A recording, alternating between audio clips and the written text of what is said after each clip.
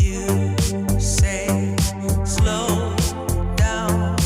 I don't like to move too fast. It drowns the truth with things that are not real, and I really want. This is part 13 of the Craftsman Emerson Generation 2 Drill Press Set Rebuild series. If you haven't seen part 12, click the link at the top of the screen. In this video, we're going to be doing a little bit of fabrication. Hello everyone, I'm Jeff and welcome to my shop. We got a lot to cover, so let's get to it. So before we get started on fabrication, we've got one thing left to polish, and that's the 3 feed handle knobs. So these are made out of Bakelite. Some of them are black and some of them have got this red color to them, depending on what year your drill press was made. And we're just going to lightly sand them, wet sand, with 600, 800, and 1000. And this should remove any minor nicks that are in them. If you've got a really big chunk missing from one, you might think about filling that in with some epoxy and then sanding it.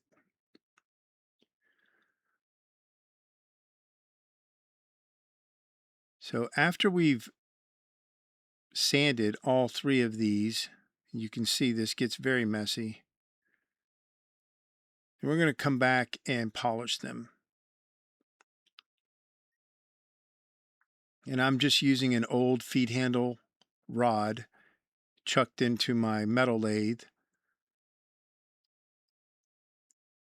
to hold them.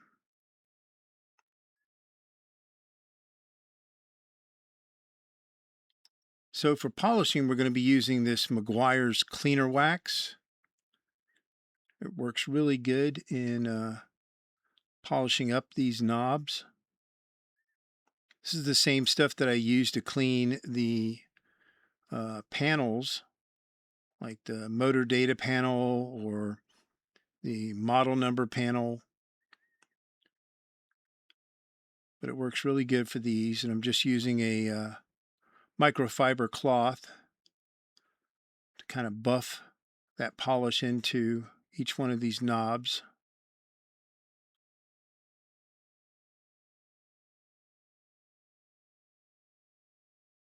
And that's the knobs. Next, we're going to check the runout on this spindle. So we're going to chuck it into my metal lathe, and my metal lathe has almost no runout. And where the jaws of the chuck are grabbing the spindle is where the bottom bearing for the spindle will sit. So that's going to give us our truest reading, and all we're going to do is check the runout on the taper. So I'm just going to use this dial indicator.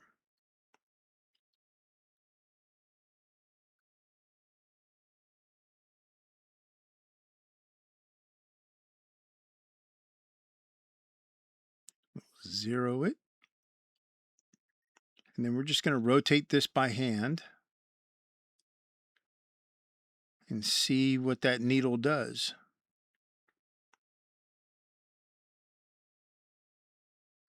You can see it moving there. So as you can see, we've got less than 1,000th runout, maybe half a thousandth at that spot on the taper. So we'll move it and check another spot on the taper.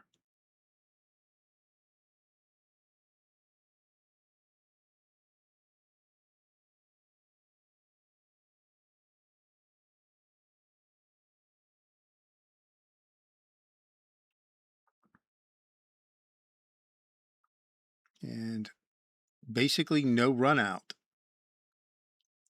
which that might be the best spindle I've ever looked at.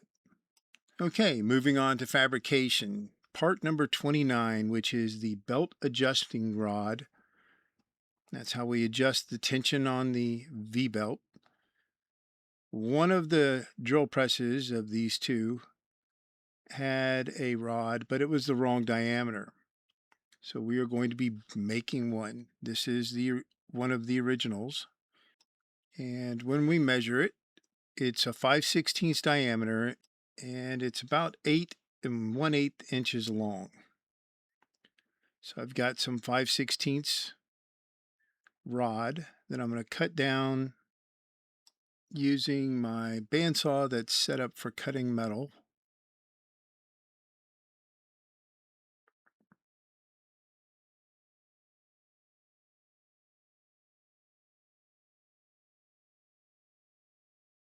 And once we've got that, I'm going to go ahead and chuck that piece into my metal lathe.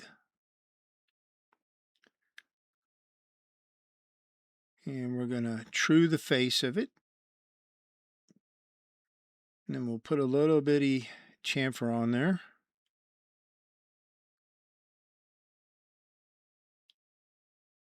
And we'll clean that up with a file.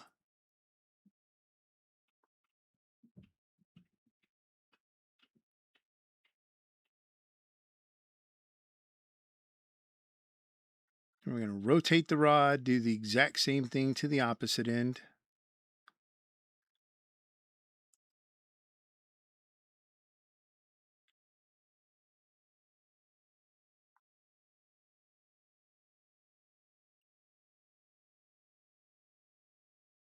Then we're going to go ahead and sand it. We're just dry sanding here with 220 and then 320. And then we're going to polish it using the Mother's Mag and aluminum polish. Flip it and do that last little bit.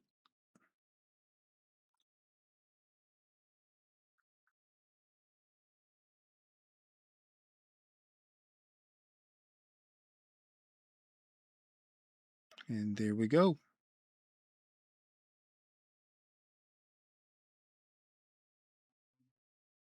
Belt adjusting rod. Next, neither one of these drill presses had this part 89, which is the pivot shaft. They should have had them, but they didn't. And there is this unique, there was 3 different styles for this guard plate that's in my right hand. This one has these little bitty inserts in the holes that the rod should ride through. And those inserts are threaded and they're a smaller size. So we're going to be drilling those out. So taking some measurements, the inside area needs to be 6 inches and then the total length needs to be 7.5 inches, which gives us about 3/4 of an inch of threaded area on each end. So we'll cut this at 7.5. We're going to be making 2 of these because, like I said, neither one of the drill presses had them. When we get to assembly, you'll see why this part is important. So after we've cut them, I lightly sanded each end and we're going to thread them. So this is 1/4 inch rod and we're threading it for 1/4 by 20. And these are thumb nuts. And that's how all this is going to go together. So we need 3/4 of an inch of thread on each end.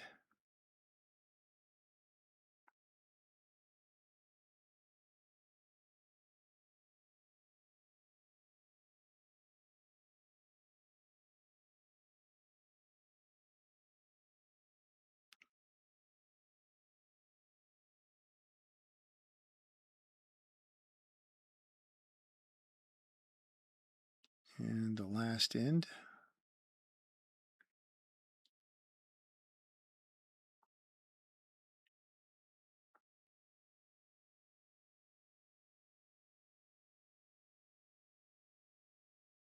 Done, done, done.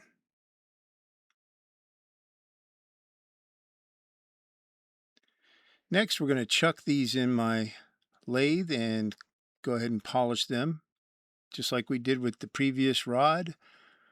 We're going to sand them with 220 and then 320 and then polish.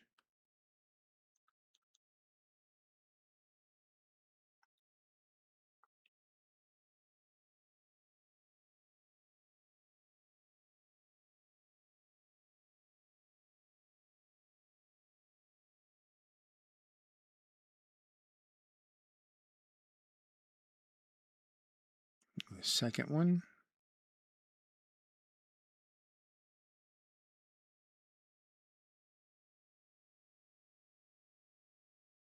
I suppose you could use a piece of all thread instead of doing it this way, but this is how I do it, and it's closer to the original than using a piece of all thread.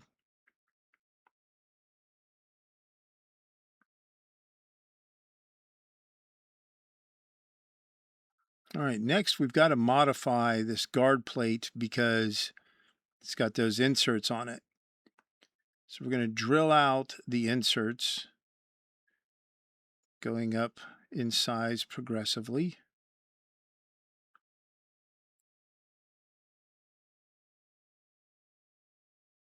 And then drilling out that hole just so we can make sure that 1/4-inch rod is going to slide through it no problem. And I think the final bit I use is a 9/32.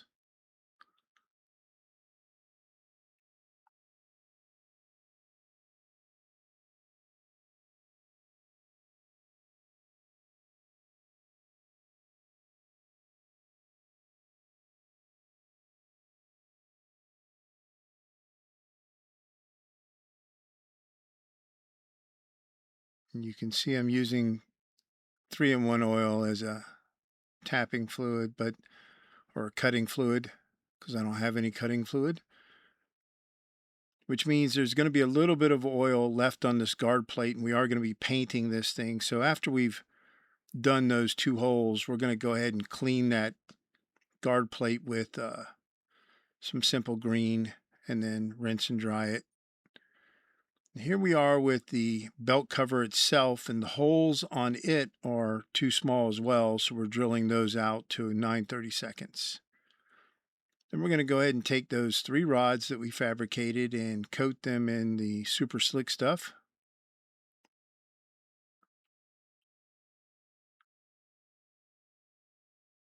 Next, we're going to be modifying both of these switch plates to accept a second switch. So we're going to have a separate switch for the light and a separate switch for the motor. The way they were originally wired is that one switch turned on the motor and the light.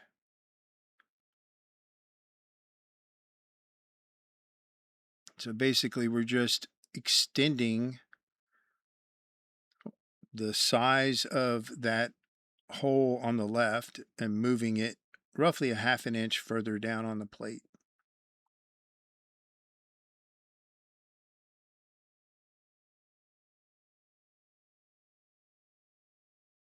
And we're going to cut it out with a cutoff wheel on my Fordham, which is basically just a Dremel. That plate's getting a little warm while I'm holding it. It's made out of aluminum.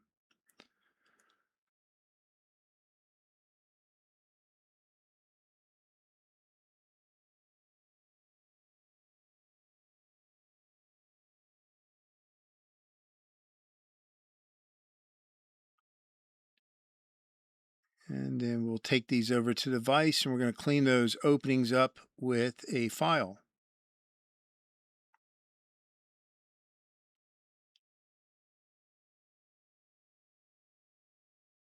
Just get any of the burrs off and make sure they are opened up enough that they're going to hold the switch in them as they should.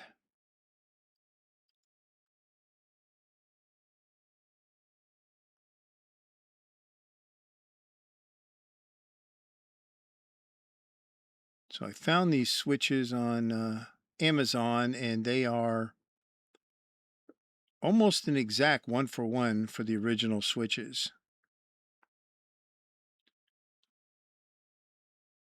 And I'll put a link to those switches in the description of the video below if you're looking for some switches. And that is going to wrap up this video. I hope you enjoyed it. If you did, please like and subscribe. If you got any questions or comments, leave them in the comments section below. In the next video, we're going to work on drill press B, and we'll be wire wheeling and doing some paint stripping with those parts. As always, I appreciate the support, and I will see you next time.